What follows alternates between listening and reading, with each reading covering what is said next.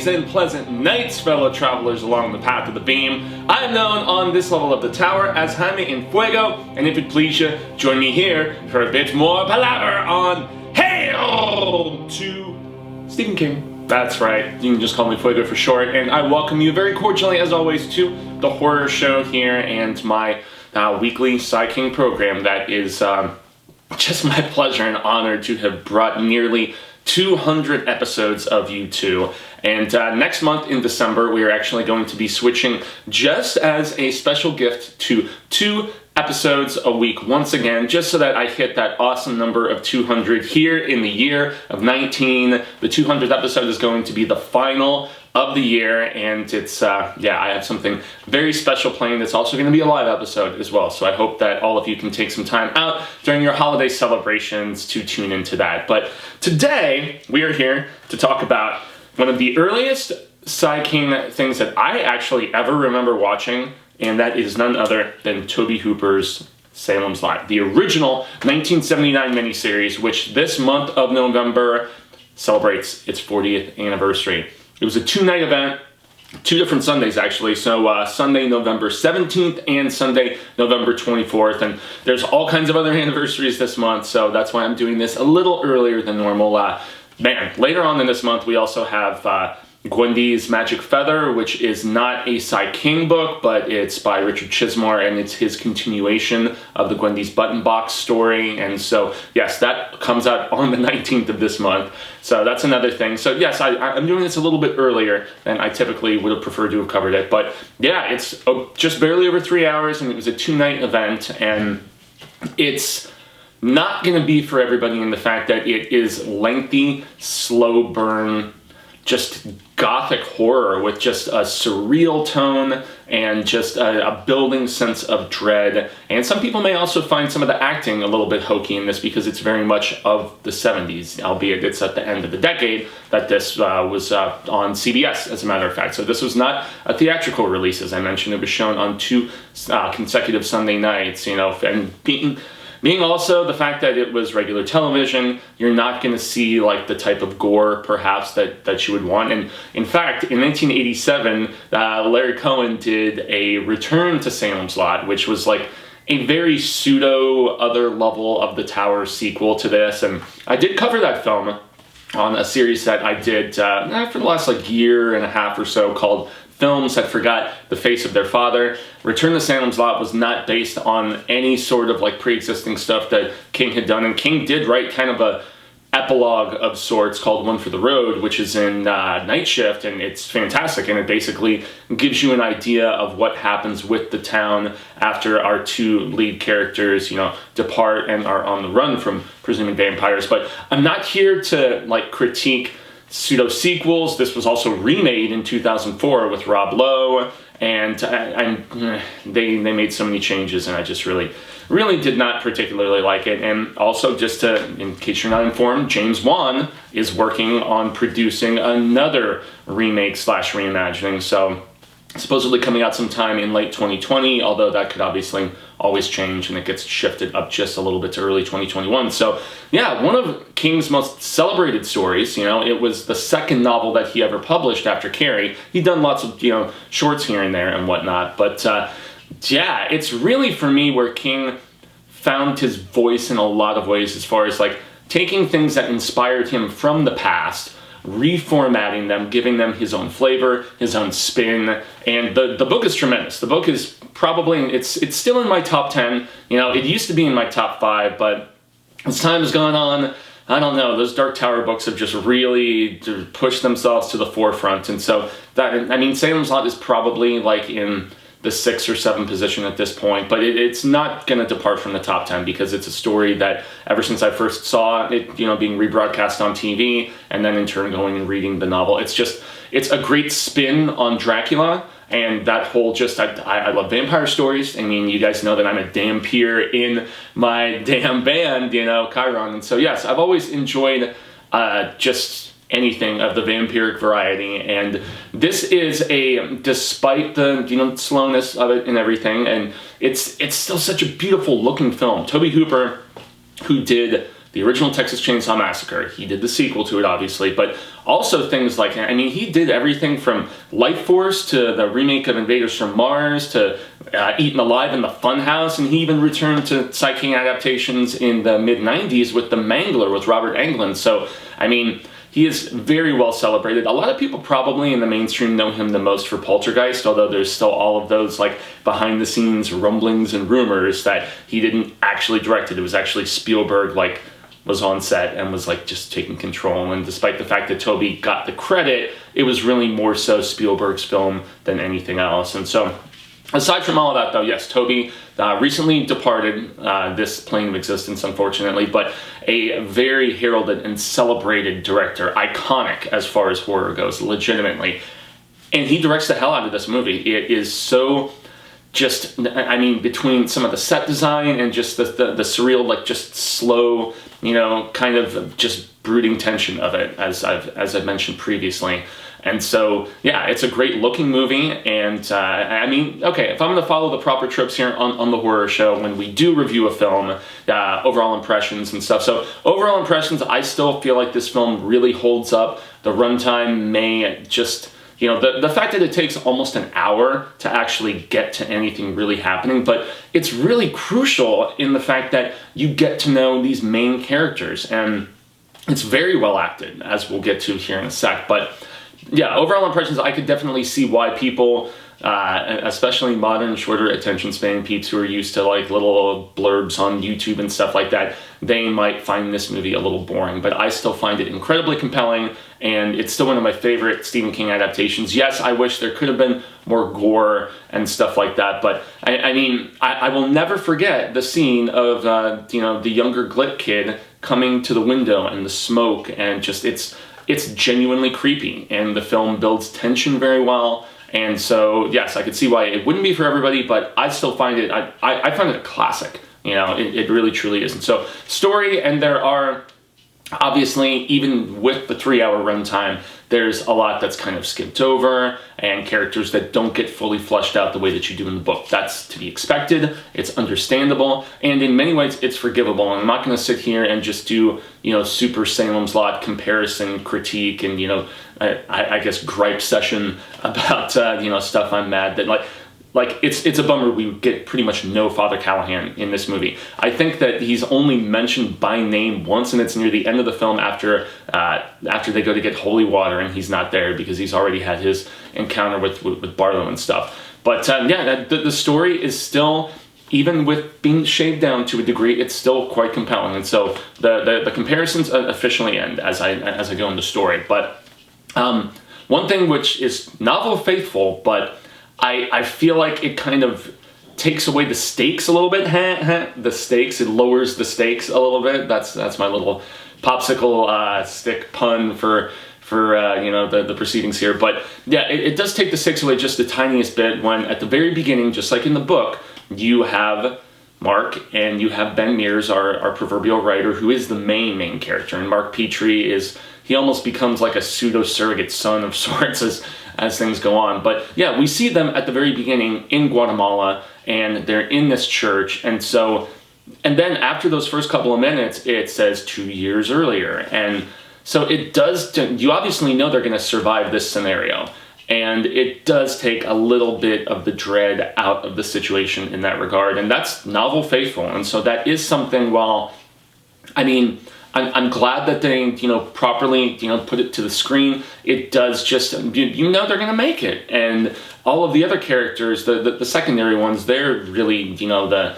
extent of the mystery about who's actually going to, you know, get through this situation and stuff. But so Ben Mears is returning to his hometown of Salem's Lot, formerly known as Jerusalem's Lot, just like in the story that King did, as kind of it's like a pseudo prequel of sorts, you know, about the Marston house, which is what Ben is so fascinated by, so much so that since the death of his wife in a tragic car accident a couple years before, he has decided to leave Colorado, go back to Maine, and try to write a story about a house that he proposes the idea of, you know, evil men are drawn to evil places, and, you know, can can a structure, can a home be a conduit for evil? And that's really what he wants to explore the history of the home. That it was apparently the person who built it killed like his wife and like the caretaker or servant or something. And I mean, there's just been lots of just negative history, of which we find out about if you read the Jerusalem's Lot story, which, even though it's more so like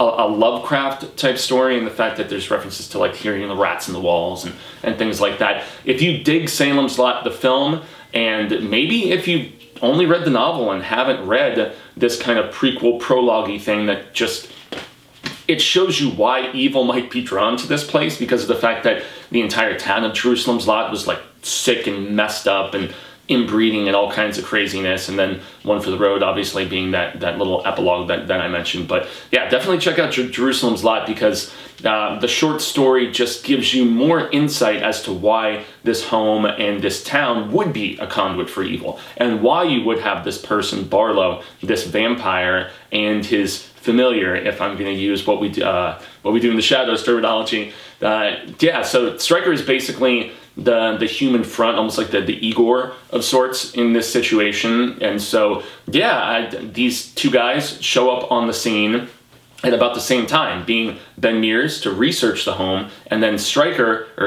should say. I keep saying Stryker, stupid Straker. But yeah, Straker returning, and well, actually not returning, actually showing up on the scene at the same time as Ben, purchasing the Martian house, getting this antique shop up and going, and just creepy things start to transpire, but in a very slow-paced kind of way throughout the story. I mean, Ben immediately takes up a little bit of a romance with this woman named Susan, who teaches at the same school that he went to before leaving the town when he was like 10, 11-ish, something like that. And yeah, they have this little romance. He becomes like friends and even respected by Susan's father, who is the town doctor. You also have him reconnecting with his English teacher, his English/like theater teacher, who inspired him so significantly. And, you know, he still remembers this student, and he's like, I'm kind of proud that I was able to, you know, help grease the gears a little bit and just show you some tutelage initially. And I knew you had skill when you were even that young. And, you know, I still think of my English teacher, Miss Usselman. Yeah, big time. She was definitely supremely formative in just expanding my insights and just helping me just hone those skills and stuff. And at a very young age, she was like, this kid likes to write. He likes storytelling. You know, he has some skill, and that's not being boastful. That's just me saying that I had a similar relationship with an English teacher as well that, you know, Ben has in this film. And so weird things start to happen, though, as Straker has two different guys, Ned and Mike. Mike is the local gravedigger, and Ned is like, well, he's the former flame of Susan, that's for sure, and it creates some tension between Ben and, you know, him, and so he's mad that, you know, Susan is deciding to upgrade, let me upgrade you, kind of thing. And so there's a little bit of tension there, but those two guys, Mike and Ned, they go to pick up this just huge shipment that is coming for the antique store for Straker. Straker apparently has other things that he needs to do. And that's where it becomes very apparent that that is our proverbial Dracula stand-in, them picking up, you know, this huge, like, crate, essentially. And that's where things just start to get bad. And on the flip side of Ben, we have Mark Petrie, who is a young kid, and maybe the reason I enjoyed this so much as a kid especially was because I related so much to Mark in the fact that he's a kid that's, I mean, he's got friends, he's got these two brothers that he's buddies with, you know, but lo and behold, he's really into horror films. His whole room is filled with, you know, different like masks and sculptures that, you know, in some cases he's done, and he's like painting these little things, and he's got, you know, Wolfman and Frankenstein posters, and it's really kind of the way you envision Cy King as he has self-described himself being in the 50s, and this is just 20 years later in the 70s. And so Mark is fascinated with this sort of stuff, and so once it becomes a little bit more apparent that there's some, you know, some finer stuff going down, even as his two friends, you know, become first turned and all this other stuff, and then the rest of the town, from the gravedigger to, you know, Ned, as I mentioned, and a few other people, it's like they're all having these dreamlike sequences where they get bit, and then in turn they think it's just a dream, and they're just feeling really tired and just really just kind of sick and out of it, and then eventually they die and they turn, and before you know it, the whole town is practically overrun, so much so that the sheriff knows some serious shizzle is going down, and he's just like, peace, I'm not hanging around for this stuff. This is something beyond what I can handle. And so he abandons his post. It's crazy, and it really just boils down to Susan's father, Ben teams up with Mark after some stuff goes down with his family, and Mark has like the just vendetta, you know, to avenge and to just, you know, go after this human slash vampire who are basically wreaking so much havoc in this town. And I don't know, I love this story. I identified with Mark so much when I was younger, definitely identify more with Ben now, and the slightly tragic aspect of his love story with Susan, and it's a terrific story. It's easily one of the best things that Cy King ever wrote, and it's very faithfully adapted here. All the way down to, I mean, just the way we build up these people in this town and make them seem very real. Even like the cheating wife, you know, with the real estate agent who sells the property to Straker and to Barlow. And so it's very of the era with some of the costuming and stuff, but and some of the acting. I don't know, I love it. There's a certain aspect of charm to it. And the acting is, once again, as I hinted at earlier, where some people may take a slight exception. They may think it's a little overwrought at times. I don't know. It feels really genuine to me. The dialogue is not delivered woodenly. It flows very naturally, and it just seems to encapsulate culture of that time. And so, you know, while some would find it like kind of hokey and whatever, I don't know, I feel like it's very accurate of American culture, especially of that New England ilk, you know, back in the late 70s. It really, really is. The novel was published in, I believe, September of 75, if I remember correctly.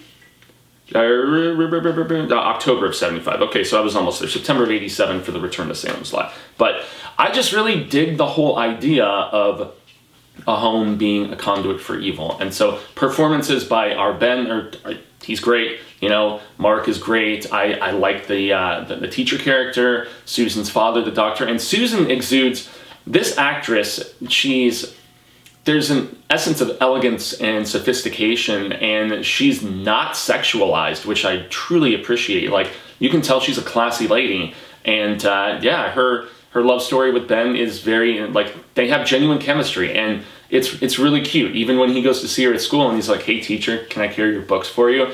It's just little bits like that I find incredibly endearing, and she's very pretty, but just, once again, with the exception of one scene at the very end of the film, she's not sexualized, and I truly appreciate that. She's wearing these classy dresses, and, you know, her hair looks terrific and everything. I mean, yes, just that classic, almost like Hepburn, you know, type of beauty, which is refreshing. And she's not a bad actress either. She's really solid in this, and even like the town, like, kind of, I don't know, stereotypes, archetypes of sorts, whatever you want to classify them as, they all just come off as very, very genuinely, like, Maine, New England, or at least the way that King has always written that state so affectionately and so accurately. And so, as far as effects and stuff like that goes, set design, we always eventually get to that. Once you finally get into the Marston house, it's breathtakingly gothic, and the just creepy aspect, and some of these like wide shots, these like big shots, and granted it is pan and scan because it was made for TV, so you don't have the widescreen, unfortunately, even on this nice Blu-ray transfer that I just got done rewatching. But I mean, the scope of some of the shots, especially like where, you know, Susan is on the bottom floor and Mark Petrie is up on the top floor running, and you get this huge look of the staircase. Just the scale is so significant, and the design of the home is great. And even Straker's antique shop with Barlow, just the stuff in there, the design of it, all of the little trinkets and craziness, it's all very European and very gothic in that regard. And I mean, the makeup of Barlow, once you finally see him, now granted, that was one thing that I should have said in the performances just now, so I will at least mention real quick that the scenes that we do get him, and he like attacks parents, and like there's different things going on, the action is not shot particularly well, and I think that that's because they were really trying to keep it within the constraints of PG, as it was eventually released like overseas and stuff, you know, like Salem's Lot, the movie, was what I know they trimmed some stuff out in that, if I'm not mistaken. And so yeah, some of some of the actual attack sequences, like even the biting of the necks when, you know, those two brothers are going around infecting people, it's just a very slow, like just sinking the teeth and the person's like all confused and stuff. But the contacts and the makeup design and everything, and obviously the makeup of it's very Nosferatu in the appearance of Barlow once we finally get him, albeit, you know, bluer and stuff, but he looks great. And the two teeth like protruding in the center of his upper jaw, they're crazy looking, and he looks very creepy in my estimation, even if like the sequences of action and terror weren't quite as crazed as you would want. But once again, constraints of television, just like some may say the same about like The Stand on TV, but I still feel like that and this are two of the strongest adaptations that we've had. Another thing that I have to mention is the score to this. Harry Suckman, his score just evokes just that building dread and that creepiness, and like the organs and the string sections and all this different stuff. It's a very classic horror in sound. And yet even the unveiling of the antique store when Straker is showing like the different townspeople around and everything, it feels very almost like Lifestyles of the Rich and Famous kind of silliness. And yet the score throughout is very expertly crafted, and it just gives you that it gives you that Dracula vibe, which is where King has very much worn his heart on his sleeve, that it inspired him immensely. You know, it was Bram Stoker's Dracula when he was doing this. And so I don't know, at the end of the day, it's definitely one of my favorite King adaptations. Maybe not top 5. It's not up there with the Darabont stuff, or, you know, the Flanagan stuff, or even probably Muschietti, but it's a story that I hold such regard for, and that I personally relate to, and I just love anything with bloodsuckers. And yeah. So for that, even though I'm not super fond of the changes with Susan at the very end that we get, but without spoiling anything, it's still solid. And for another turn of the wheel, and one that's really not very drastically different. You know, there are other worlds than these, as we all know, but there's some that are very similar, and then there's others that are drastically different. And this one is similar enough where I will continue to champion this 1979 adaptation, even as I'm quite curious to see what a James Wan produced reinvention and reimagining of the property could hold for all of us. So I have been Jaime and Fuego, and you can find moi on all social media sectors like Twitter, Instagram, Facebook, and YouTube, where I also have my own channel called Infuegotainment. I am just about to put up my Jojo Rabbit review, and I also got into an early screening of Ford v Ferrari, so both of those will be coming very, very soon, probably as of the time you see this hitting this afternoon on this spectacular Saturday. That's right, yeah, you will probably be able to jump over and see my Jojo Rabbit review on Infuegotainment, but you're obviously here because you like the scary stuff, right? Yes, and we do at least 1 and sometimes 2 episodes every single day in certain circumstances here on the Horror Show. Also must make mention that Cecil Layer is at the very tail end of his Indiegogo for a short film that he is writing and will be directing called Dylan's New Nightmare. It sees the return of Miko Hughes as a grown-up Dylan.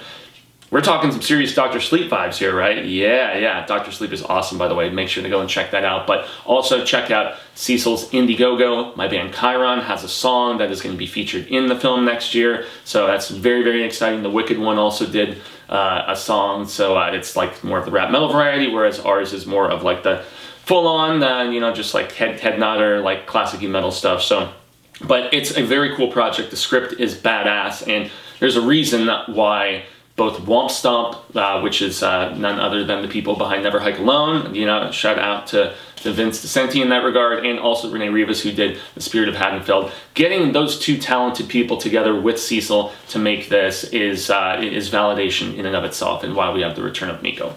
Lastly, on Willis Greedia, that's right, show business every single Monday night, 6 p.m. Pacific, 9 p.m. Eastern. We do a program there with, you know, myself, Lindsay Mimsey, and CP, who is the showrunner and mastermind behind Willis Greedia. We talk about the previous weekend's box office numbers, we look ahead to the following week, and we have some palaver about all of the biggest news stories that have taken place in the entertainment industry. So I have been Jaime and Fuego. I implore all of you to also check out the Facebook group for Hail to Stephen King. That is where we have constant palaver that is completely of the King family variety. And the book of the month, just to remind everybody, is none other than Revival for its 5-year anniversary. On the final Saturday of the month, we're going to be discussing that. So I've been Fuego. Y'all have been awesome. And until the Wheel of Ka comes around once more, hasta luego, sin amigos, and constant readers and viewers alike, say thank you for tuning in, but I am hopeful that we get to share more of this El Rey palaver sooner rather than later. And until then, remember to stay scared and read Stephen King. Yes, I know, I was telling you guys, oh, watch Stephen King, definitely do that, but Night Shift, Jerusalem's Lot, and One for the Road. Damn good.